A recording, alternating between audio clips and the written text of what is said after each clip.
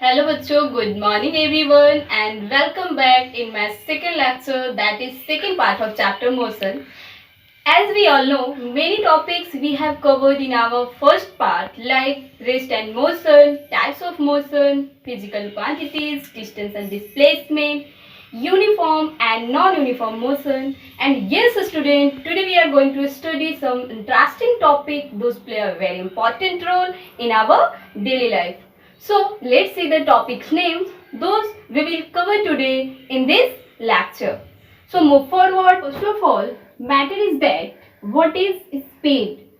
And in short, we can say that speed is a physical quantity by which we get idea how fast or slow a body is moving. It means कि speed एक ऐसी physical quantity है जिससे हमें ये पता चलता है कि कोई मूविंग बॉडी कितना फास्ट या फिर कितना स्लो चल रही है. तो ये तो हमने इन शॉर्ट दे दिया डेफिनेशन, बट इसका एक्चुअल डेफिनेशन क्या है वो जरा हम लोग देख लेते हैं कि एक्चुअल में स्पीड है क्या. सो let's see. The speed of a body is the distance traveled by it in per unit time in any direction. It is denoted by v. तो बच्चे हमने डेफिनेशन में दो चीजें देखी. एक तो देखी इन पर यूनिट टाइम और सेकंड हमने देख लिया in any direction. Any direction से हमें क्या पता चलता है कि जो स्पीड है वो किसी स्पेसिफिक डायरेक्शन की बात नहीं करता. इट मीन्स कि जो स्पीड है किसी डायरेक्शन पे डिपेंड नहीं करता है. ये हमें डायरेक्शन को नहीं बताता. ठीक है. इट मीन्स कि स्पीड हमें यहाँ से क्या पता चला, कैसी क्वांटिटी है, कैसी फिजिकल क्वांटिटी है. तो ये है scalar quantity. Okay. And next जो हमने टर्म देखा है वो क्या है यहाँ पे, पर यूनिट टाइम. यानी यूनिट टाइम का मतलब क्या है बच्चे, यहाँ पे यूनिट टाइम का मतलब है 1 सेकेंड. यस, यूनिट टाइम का मतलब क्या है, 1 सेकेंड. तो जरा फिर से इसके डेफिनेशन को देखते हैं और समझते हैं. The speed of a body is the distance traveled by it in per unit time. का मतलब क्या हुआ कि किसी बॉडी के द्वारा, किसी मूविंग ऑब्जेक्ट के द्वारा 1 सेकेंड में ट्रेवल किए गए डिस्टेंस को उस ऑब्जेक्ट का क्या कहते हैं बच्चे, स्पीड कहते हैं. कितने सेकेंड में, 1 सेकेंड में ट्रेवल किए गए डिस्टेंस को उस बॉडी का क्या कहते हैं, हम स्पीड कहते हैं. सो नेक्स्ट देख लेते हैं जरा हम लोग. If a body travels s distance in t second, then its speed v is given by s upon t. ये हमें मिला कैसे, v equal s by t कैसे मिला बच्चे. तो हमने देखा कि ये जो बॉडी है इस डिस्टेंस कवर करी है t टाइम में. इस डिस्टेंस कवर किया कितने टाइम में, t सेकेंड में. और हमें पता है डेफिनेशन से कि स्पीड क्या होता है, 1 सेकेंड में ट्रेवल किया गया डिस्टेंस होता है. तो जरा इसको हम लोग यहाँ समझ लेते हैं. हमने देखा कि इस बॉडी ने इस डिस्टेंस कवर किया कितने टाइम में, t सेकेंड में. यानी t सेकेंड में इस डिस्टेंस, तो 1 सेकेंड में कितना, s बाय t. और यही जो है 1 सेकेंड में ट्रेवल किया गया डिस्टेंस क्या होता है बच्चे, किसी बॉडी का, किसी मूविंग बॉडी का स्पीड होता है. और इस तरीके से हमें क्या मिला, v equal s by t.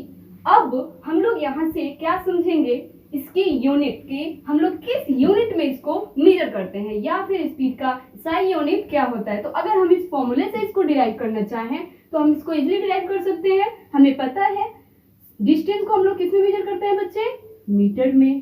Time को किस में मेजर करते हैं, सेकेंड में. और इस तरीके से हमें स्पीड का क्या मिल गया यूनिट, मीटर पर सेकेंड.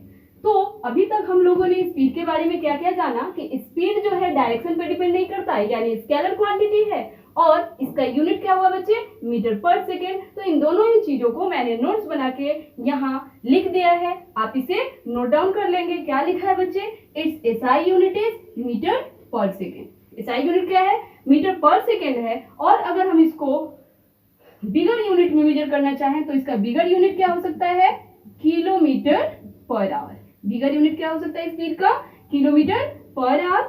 और ये स्केलर क्वांटिटी है जिसे मैंने यहाँ लिखा हुआ है, it is a scalar quantity. एक थर्ड टर्म मैंने यहाँ लिखा है बच्चे, it is incomplete quantity. Yes, speed जो है बच्चे ये इनकम्प्लीट क्वांटिटी है. इनकम्प्लीट क्वांटिटी क्यों है, क्योंकि ये किसी मूविंग बॉडी का कंप्लीट इंफॉर्मेशन हमें नहीं देता. ये हमें ये बताता है बस कि जो मूविंग बॉडी है वो कितने मैग्नीट्यूड से आगे जा रही है, कितने मैग्नीट्यूड से वो मूविंग कर रही है, बट हमें ये नहीं बताता कि वो किस डायरेक्शन में मूविंग कर रही है। डायरेक्शन की पता हमें ये नहीं देता कि किस डायरेक्शन में बॉडी चल रही है। सो हम क्या करते हैं कि ये जो है वो इनकम्प्लीट क्वांटिटी है। स्पीड कैसी क्वांटिटी है? इनकम्प्लीट क्वांटिटी है, स्केलर क्वांटिटी है। अब हम लोग कुछ एग्जांपल्स देखते हैं और उससे इससे रिलेटेड कुछ टर्म्स को समझते हैं। जैसे बच्चे हमें यहाँ पे क्या दिख रहा है? ये एक कार है, और कैसी कार है बच्चे? ये रेस्ट में है, ठीक है, ये कार रेस्ट में है। अब हम मान लेते हैं कि ये चलना स्टार्ट करती है और फर्स्ट 1 सेकेंड में ये जो कार है क्या करती है? 10 मीटर का डिस्टेंस कवर करती है। फर्स्ट 1 सेकेंड में ये कार क्या करती है? 10 मीटर का डिस्टेंस कवर करती है। नेक्स्ट 2 सेकेंड में ये कार क्या करती है? 20 मीटर का डिस्टेंस कवर करती है। नेक्स्ट 3 सेकेंड में ये कितने मीटर का डिस्टेंस कवर करती है? 30 मीटर का डिस्टेंस कवर करती है। नेक्स्ट 4 सेकेंड में 40 मीटर का डिस्टेंस कवर करती है। तो बच्चे इस कार के जर्नी से, इस कार के मोशन को देखकर हमने क्या ऑब्जर्व किया? हमने ये ऑब्जर्व किया कि ये जो कार है एवरी सेकेंड में इक्वल डिस्टेंस कवर कर रही है, पर सेकेंड इक्वल डिस्टेंस कवर कर रही है। इट मींस कि इक्वल इंटरवल ऑफ टाइम में इक्वल डिस्टेंस कवर कर रही है। सो इसके स्पीड को हम लोग कौन से स्पीड कर सकते हैं बच्चे? यूनिफॉर्म स्पीड, यूनिफॉर्म स्पीड, या फिर और क्या कर सकते हैं? Constant speed. तो यूनिफॉर्म स्पीड को हम लोग कैसे डिफाइन कर सकते हैं?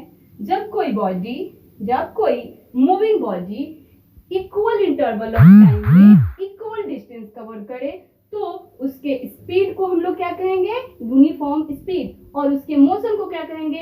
Uniform motion. जैसा कि हमने आप लोगों को फर्स्ट पार्ट में यूनिफॉर्म मोशन बताया था, सेम ये बॉडी यूनिफॉर्म मोशन में है, सो इसका स्पीड कैसा है? यहाँ पे यूनिफॉर्म स्पीड। और यूनिफॉर्म स्पीड को हम लोग और क्या कह सकते हैं? Constant speed. अगेन हम लोग एक अनदर एग्जांपल लेते हैं और इसमें देखते हैं ये क्या दिख रही है बच्चे हमें? यहाँ भी ये एक कार है जो रेस्ट में है। हमने मान लिया कि ये कार चलना स्टार्ट करती है और फर्स्ट 1 सेकेंड में ये जो कार है ये हमने माना कि 10 मीटर का डिस्टेंस कवर करती है। एंड नेक्स्ट 2 सेकेंड में ये जो कार है ये 5 मीटर का डिस्टेंस कवर करती है। नेक्स्ट 3 सेकेंड में ये जो कार है ये हमने माना कि 20 मीटर का डिस्टेंस कवर करती है। एंड नेक्स्ट 4 सेकेंड में ये करती है कवर 15 मीटर डिस्टेंस। तो यहाँ पे हमने इसके मोशन को देखा, हमें इससे क्या ऑब्जर्व किया? हमने इसके मोशन से क्या ऑब्जर्व किया? तो हमने देखा कि टाइम इंटरवल तो इक्वल है। टाइम इंटरवल तो ऑलवेज कितने का इंटरवल है? 1 सेकेंड का, 1 सेकेंड का, 1 सेकेंड का, यानी इक्वल इंटरवल ऑफ टाइम है। लेकिन डिस्टेंस इक्वल नहीं है। डिस्टेंस कैसा है बच्चे? अनइक्वल है। यानी ये जो कार है इक्वल इंटरवल ऑफ टाइम में अनइक्वल डिस्टेंस कवर कर रही है। और इस प्रकार जो हमें स्पीड मिलेगा बच्चे, ये डिफरेंट स्पीड मिलेगा हर बारी। तो हम इसके स्पीड को क्या कहेंगे? Non uniform speed. इसके स्पीड को क्या कहेंगे बच्चे हम? Non uniform speed. और ये कंडीशन हमने देखा है अपने फर्स्ट पार्ट वाले वीडियो में कब? जब ऑब्जेक्ट का मोशन कैसा होता है? नॉन यूनिफॉर्म मोशन होता है। उस टाइम भी ऑब्जेक्ट क्या करता है? इक्वल इंटरवल ऑफ टाइम में अनइक्वल डिस्टेंस कवर करता है। इट मींस कि जब ऑब्जेक्ट नॉन यूनिफॉर्म मोशन में हो तो उसका स्पीड कैसा होता है? नॉन यूनिफॉर्म स्पीड होता है। और इस नॉन यूनिफॉर्म स्पीड को और क्या कह सकते हैं बच्चे हम? Variable speed. और क्या कह सकते हैं? Variable speed. अब जरा हम लोग एक एग्जांपल लेते हैं। जैसे कि आप किसी लॉन्ग ट्रिप पे जाते हैं, जैसे आप मान लो यहाँ से दिल्ली जाते हो, तो वहां जाने के बाद आपसे किसी ने पूछा कि आप कितने घंटे में आए, कितने घंटे लगे आपको जर्नी को कवर करने में, और आपने कितना डिस्टेंस कवर किया, या फिर किस स्पीड से आप आए। तो अब तो ये तो जरूरी नहीं है कि आप बिल्कुल कांस्टेंट स्पीड से गए होंगे। सिचुएशन तो बहुत आई होंगी, कभी आपको रोड क्राउडेड मिला होगा, कभी रोड आपको एम्प्टी मिला होगा, है ना। तो इस कंडीशन में आपने क्या किया होगा? कभी उसी टाइम में ज्यादा डिस्टेंस कवर किया होगा, कभी उतने ही टाइम में कम डिस्टेंस कवर किया होगा। इट मींस की कौन सी सिचुएशन आई होगी बच्चे? नॉन यूनिफॉर्म स्पीड वाली सिचुएशन आई होगी। इट मींस की आप कांस्टेंट स्पीड से वहां नहीं गए, वेरिएबल स्पीड से गए। तो उस कंडीशन में ये बता पाना हमारे लिए थोड़ा सा मुश्किल हो जाता है कि हम लोग किस स्पीड से आए हैं। हर बारी का स्पीड हमें याद नहीं रहता। तो इस कंडीशन में हम लोग क्या बताते हैं बच्चे? वहां पे एवरेज स्पीड बता देते हैं, टोटल डिस्टेंस और टोटल टाइम का रेशियो निकाल के, और फिर हम बता देते हैं कि हम किस स्पीड से आए हैं, और इस स्पीड को हम लोगों ने क्या नाम दिया, एवरेज स्पीड। तो यहाँ से हमने क्या सीखा कि स्पीड टू टाइप्स के होते हैं, uniform speed and non uniform speed. और ग्राफ की बात करें तो जिस तरीके से यूनिफॉर्म मोशन का ग्राफ स्ट्रेट लाइन होता है, सेम एज यूनिफॉर्म स्पीड का ग्राफ स्ट्रेट लाइन होगा एंड नॉन यूनिफॉर्म स्पीड का ग्राफ कर्व लाइन होगा। सो आगे बढ़ते हैं और जरा हम लोग एवरेज स्पीड को देखते हैं। Definition of average speed, the total distance traveled by a body divided by the total time taken to cover this distance is known as average speed of a body, and formula is that v equal s by t. We should always remember that we take in average speed total distance upon total time, and unit क्या होता है बेटा average speed का, metre per second, and in bigger unit इसमें हम लोग क्या लेते हैं, किलोमीटर पर आवर। तो ये रहा हमारा एवरेज स्पीड। अब नेक्स्ट देखते हैं, नेक्स्ट जो हमारे मन में क्वेश्चन अराइज होता है कि हम लोग स्पीड को मेजर कैसे करते हैं, how can we measure speed. तो देख लेते हैं जरा, एक डिवाइस है जिसका नाम क्या है आपका, स्पीडोमीटर। इसके द्वारा हम लोग क्या मेजर करते हैं, speed. It is the device by which we measure speed of a moving body. Speedometer क्या है, डिवाइस है जिसके द्वारा हम स्पीड को मेजर करते हैं। किस यूनिट में मेजर करते हैं, किलोमीटर पर आवर में। स्पीडोमीटर हमें जो स्पीड देता है वो किलोमीटर पर आवर में देता है। एंड एक नेक्स्ट डिवाइस है जिसका नाम क्या है, ओडोमीटर, और इससे हम लोग क्या मेजर करते हैं, distance. It is the device by which we measure distance travel by your body. किस यूनिट में बच्चे, किलोमीटर में। ओडोमीटर किलोमीटर में देता है हमें डिस्टेंस को, और स्पीडोमीटर किलोमीटर पर आवर में हमें देता है स्पीड को। यहाँ पे हमारी स्पीड की कहानी खत्म होती है एंड नेक्स्ट स्टार्ट होता है एक ऐसे फिजिकल क्वांटिटी की कहानी जो हमें कंप्लीट इंफॉर्मेशन देता है। एंड यस, वो क्वांटिटी कौन सा है बच्चे, velocity. So let's C velocity, distance travel by a body in per unit time in given direction, it is denoted by vector v।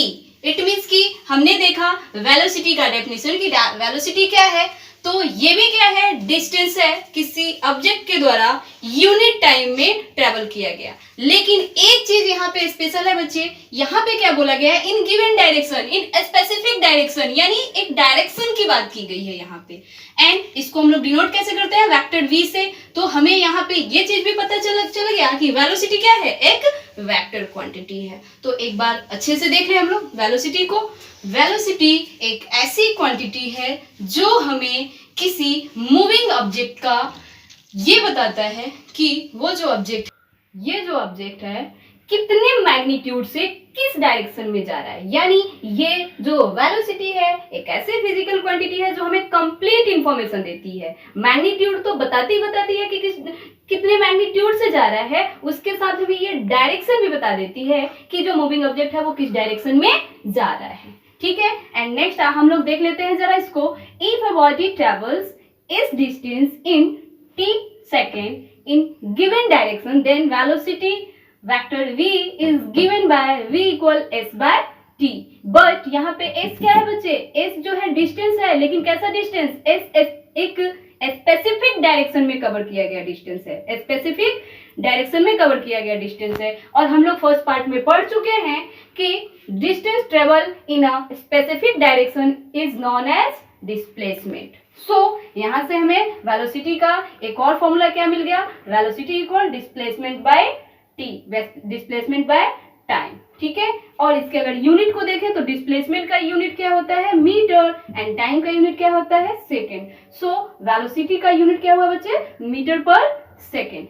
ठीक है, और हमने यहाँ भी बताया था कि कंप्लीट इंफॉर्मेशन देता है, कैसा क्वांटिटी है, वेक्टर क्वांटिटी है, जिसे हमने क्या किया, एक टर्म बना के लिख दिया, जिसे आप लोग इजिली क्या कर सकते हैं, यहाँ से नोट डाउन कर सकते हैं। So let's see the terms. First term है आपका it's SI unit is metre per second, और same as in bigger unit में हम लोग इसको क्या लिख सकते हैं, kilometre per hour, and it is a vector quantity, it is complete quantity, complete information देता है, so it is a complete quantity। and let's see some examples। अब आते हैं जरा, ये हमें क्या दिख रहा है बच्चे, कार दिख रहा है। इस कार को हमने इजिली कह दिया कि किस स्पीड में है, यूनिफॉर्म स्पीड में है। यूनिफॉर्म स्पीड में है तो आप समझ गए होंगे कि किस स्पीड से ये चल रहा है, कॉन्स्टेंट स्पीड से चल रहा है। और एक चीज हमने इसमें और बात कर दी कि ये जो है स्ट्रेट लाइन पे सेम डायरेक्शन में जा रही है। ये जो कार है वो सेम डायरेक्शन में जा रही है, अपनी डायरेक्शन को चेंज नहीं कर रही है। ठीक है, स्पीड कैसा है, कांस्टेंट है, सेम डायरेक्शन में जा रही है, तो इट मींस की वेलोसिटी कैसी हो गई, कैसी हो गई वेलोसिटी, यूनिफॉर्म वेलोसिटी हो गई। क्योंकि हम लोग जानते हैं वेलोसिटी क्या होता है, speed in given direction. Speed in given direction है तो स्पीड ही, लेकिन डायरेक्शन की बात कर दी तो वो हो गई वेलोसिटी। तो यहाँ हमने देखा कि ये यूनिफॉर्म स्पीड में है और सेम डायरेक्शन में जा रही है। इट मींस कि इसका स्पीड कैसा हो गया, uniform speed, constant uniform velocity या फिर कांस्टेंट वेलोसिटी, क्योंकि सेम स्पीड से सेम डायरेक्शन में जा रही है। और अगर इस कार को देखें और हम मान लें कि ये जो कार है नॉन यूनिफॉर्म स्पीड में है, नॉन यूनिफॉर्म स्पीड से हमें पता चल गया है कि क्या हो रहा है, बार बार ये डिस्टेंस कभी ज्यादा कभी कम कवर कर रही है और सेम डायरेक्शन में भी नहीं जा रही है, बार बार ये अपने डायरेक्शन को चेंज कर रही है। यानी पहले ऐसे गई, फिर ऐसे गई, फिर ऐसे गई, फिर ऐसे गई, यानी ये जो कार है अपने डायरेक्शन को भी चेंज कर रही है। और हमें पता है कि वेलोसिटी कैसी क्वांटिटी है, वेक्टर क्वांटिटी है, इस पे डायरेक्शन का इफेक्ट पड़ता है। सो यहाँ जो हमें वेलोसिटी मिलेगा इस कार का, इस वेलोसिटी को हम लोग क्या कहेंगे, नॉन यूनिफॉर्म वेलोसिटी या फिर वेरिएबल वेलोसिटी। तो जब कोई ऑब्जेक्ट बार बार अपने वेलोसिटी को चेंज कर रहा हो तो वहां पे हम उसके वेलोसिटी को कैसे फाइंड आउट करते हैं, तो उसकी एवरेज वेलोसिटी बताते हैं। क्या क्या बताते हैं बच्चे, average velocity. Let's see average velocity. Average velocity is arithmetic mean of initial velocity and final velocity for given time. It means कि एवरेज वेलोसिटी को हम लोग कैसे फाइंड आउट करते हैं, जैसे हम लोग मैथ्स में मीन फाइंड आउट करते हैं। मैथ्स में मीन कैसे निकालते हैं बच्चे, sum of observation divided by number of observation. Sum of observation divided by number of observation, same as यहाँ पे हम लोग एवरेज वेलोसिटी निकालते हैं। कैसे, अगर किसी बॉडी की वेलोसिटी, इनिशियल वेलोसिटी u है एंड आफ्टर t टाइम उसकी वेलोसिटी कितनी हो गई बच्चे, v हो गई, तो यहाँ पे जो हम लोग एवरेज वेलोसिटी निकालेंगे वो कैसे निकालेंगे, वेक्टर v इक्वल हो जाएगा आपका u प्लस v बाई 2। कैसे निकालेंगे, u प्लस v बाई 2, यानी कितनी बार चेंज करी है उसने अपने वेलोसिटी को, 2 बार। कितने वेलोसिटी है, कौन कौन से उसके वेलोसिटी है, u है एंड v है, तो इसको हमने मान लिया ऑब्जर्वेशन, और जितनी बार इसने चेंज किया उसको हमने मान लिया नंबर ऑफ ऑब्जर्वेशन। और इस तरीके से हमने यहाँ पे निकाल दिया एवरेज वेलोसिटी कैसे, sum of observation divided by number of observation मान के। जैसे किसी बॉडी ने बहुत बार अपनी वेलोसिटी को चेंज किया हो, जैसे पहले उसकी मान लेते हैं हम कि वेलोसिटी कितनी रही होगी, v1, फिर उसकी वेलोसिटी हो गई v2, फिर उसकी वेलोसिटी हो गई v3, फिर उसकी वेलोसिटी हो गई v4, तो यहाँ पे हम लोग इसकी एवरेज वेलोसिटी कैसे निकालेंगे बच्चे, तो सेम अरिथमेटिक मीन वाले फॉर्मूले से sum of observation divided by number of observation. कितने हैं ऑब्जर्वेशन यहाँ पे, 1 2 3 4 से हमने इसको डिवाइड किया, यानी जितनी बार उसने चेंज किया अपनी वेलोसिटी को उससे हम क्या करेंगे, उसके वेलोसिटी के सम को डिवाइड कर देंगे, और इस तरीके से हम एवरेज वेलोसिटी फाइंड आउट करते हैं। और यहाँ पे खत्म होती है वेलोसिटी की कहानी। नेक्स्ट देखते हैं, नेक्स्ट टॉपिक क्या है। Move forward and let's see next topic, that is acceleration, and let's see rate of change of velocity with time is known as acceleration. It is denoted by small a. अगर कोई object अपनी velocity को time के साथ change कर रही है, अगर कोई ऑब्जेक्ट अपने वेलोसिटी को टाइम के साथ चेंज कर रही है, तो change in velocity and time के रेशियो को हम क्या कहते हैं बच्चे, acceleration. So acceleration equal what, change in velocity upon time, इन दोनों के रेशियो को हम क्या कहते हैं, एक्सेलरेशन। सो यहीं से हमें क्या मिलेगा, a equal v minus you upon T. ये v और u कहाँ से आया, तो देख लेते हैं यहाँ पे, if the initial velocity is u and final velocity is v of a body. किसी बॉडी का अगर इनिशियल वेलोसिटी u है एंड फाइनल वेलोसिटी v है, then change in velocity is, change in velocity है, कितना हुआ बच्चे change in velocity, v minus u हुआ। और इस तरीके से हमें क्या मिल गया, a equal v minus you upon T मिला। और यहाँ से अगर हम लोग इसके यूनिट को देखें तो यूनिट क्या मिलेगा बच्चे, ये क्या है, change in velocity, it means क्या है, वेलोसिटी है। अगर सिंपल वर्ड में लिखे तो ये क्या है, velocity upon time, velocity upon time. तो इसका यूनिट हमें क्या मिलेगा, वेलोसिटी का यूनिट क्या होता है बच्चे, metre per second, and time का यूनिट क्या होता है, सेकेंड। सो एक्सेलरेशन का यूनिट हमें क्या मिला, metre per second square. Acceleration का यूनिट क्या है, मीटर पर सेकेंड स्क्वायर। और हमने क्या देखा, जो एक्सेलरेशन है वो किस पे डिपेंड है, वेलोसिटी पे। तो एक्सेलरेशन किस टाइप का क्वांटिटी होगा, वेक्टर क्वांटिटी। एक्सेलरेशन किस टाइप का क्वांटिटी होगा, वेक्टर क्वांटिटी। और ये जो एक्सेलरेशन है किस पे डिपेंड है, वेलोसिटी पे। तो अगर हमारा वेलोसिटी इंक्रीज होगा तो एक्सेलरेशन क्या होगा, पॉजिटिव होगा। और अगर जो वेलोसिटी है वो डिक्रीज होगा तो ये जो एक्सेलरेशन है वो कैसा एक्सेलरेशन होगा, नेगेटिव एक्सेलरेशन। तो जरा देख लेते हैं पॉजिटिव एक्सेलरेशन और नेगेटिव एक्सेलरेशन के कंडीशन को। देखा बच्चे कि जो एक्सेलरेशन है किस पे डिपेंड करता है, वेलोसिटी पे डिपेंड करता है।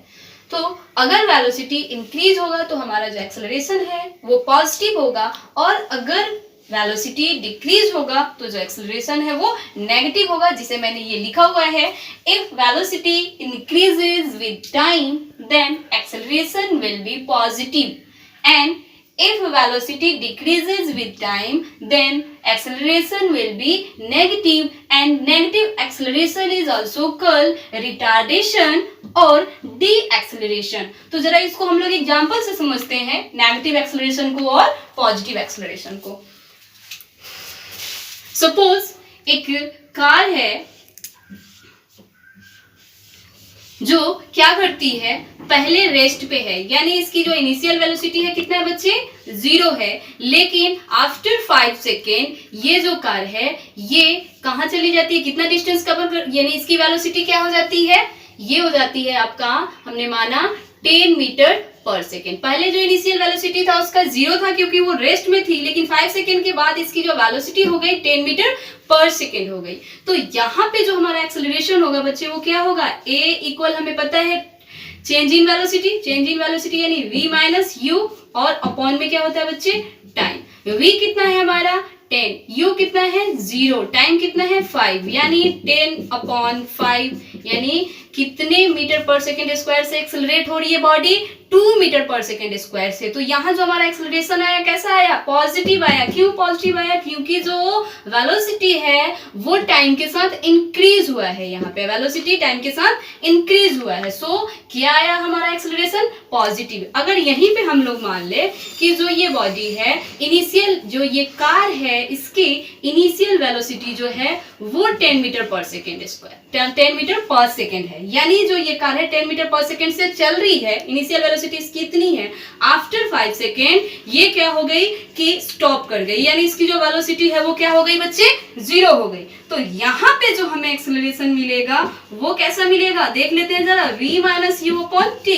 v कितना है 0, u कितना है 10, टाइम कितना है बच्चे 5, तो यहाँ से मिला माइनस 10 अपॉन 5, यानी 5 टू जब 10, यानी क्या मिला acceleration, minus 2 metre per second square. तो हमने क्या देखा कि जैसे ही वेलोसिटी डिक्रीज होने लगी है, पहले 10 था उसके बाद 0 हो गया, यानी वेलोसिटी यहाँ पे डिक्रीज हुआ, और डिक्रीज होने से एक्सेलरेशन कैसा हो गया, minus 2 metre per second square. इसका मतलब क्या है, बॉडी एक्सेलरेट तो हो रही है, एक्सेलरेट तो हो रही है, लेकिन कैसे एक्सेलरेट हो रही है, नेगेटिव एक्सेलरेशन हो रहा है, धीरे धीरे धीरे धीरे उसकी वेलोसिटी कम हो रही है, rate of change of velocity धीरे धीरे क्या हो रहा है, कम हो रहा है। और इस तरीके से हमने देखा कि अगर वेलोसिटी इंक्रीज होगा तो एक्सेलरेशन पॉजिटिव, अगर वेलोसिटी डिक्रीज हुआ तो एक्सेलरेशन नेगेटिव। और यहीं पे हमारा एक्सेलरेशन कंप्लीट हुआ, और आज का हमारा लेक्चर भी यही खत्म होता है। जितने भी टॉपिक्स हमने देखे सारा कंप्लीट हुआ। नेक्स्ट टॉपिक नेक्स्ट लेक्चर में देखेंगे।